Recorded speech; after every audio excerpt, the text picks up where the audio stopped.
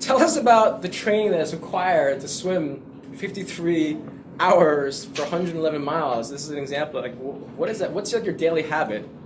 Yeah, well, I think it's like anything in life. You know, if you wind up graduating from high school, the day that you walk across that stage to get your diploma represents all you put into it to try to get there.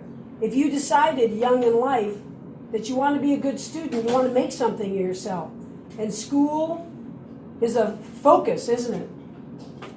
Right? You know, you're not going to get far without learning. And I think Chris just said something really important, and that is who you associate with.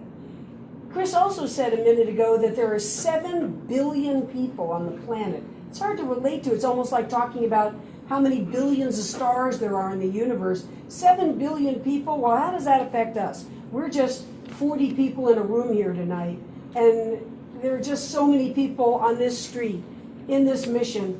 But the truth is, you have choices.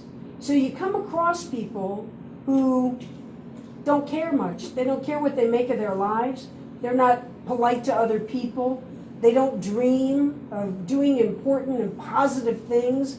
Walk away.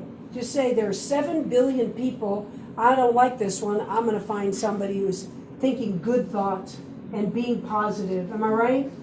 And as soon as you start making people around you, that circle, who think positive like you do, you're going to go up and up and up, because it's not just you. You all want to do it together.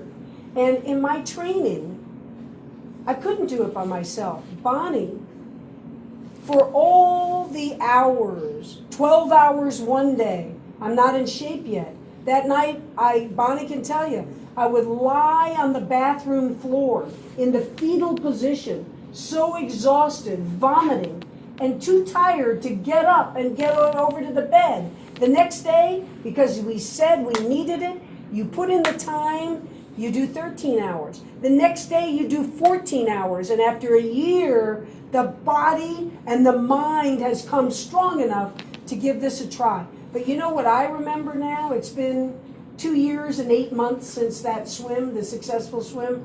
I don't so much remember the moment on the beach. I remember all the training, because that's what made the success of the swim happen. It's what you put in every day. Then one day you're walking across your high school stage and getting your diploma. But it's because tonight you studied, and tomorrow you did your coursework, and you were polite to your teachers, and you were curious, and then you get that diploma, and then you're going to be going to college. You kids are going to be going to college. You are. Believe it.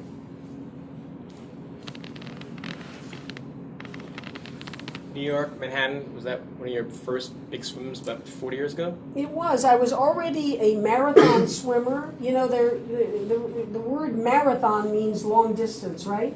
Like often people say life is a marathon. You guys are young.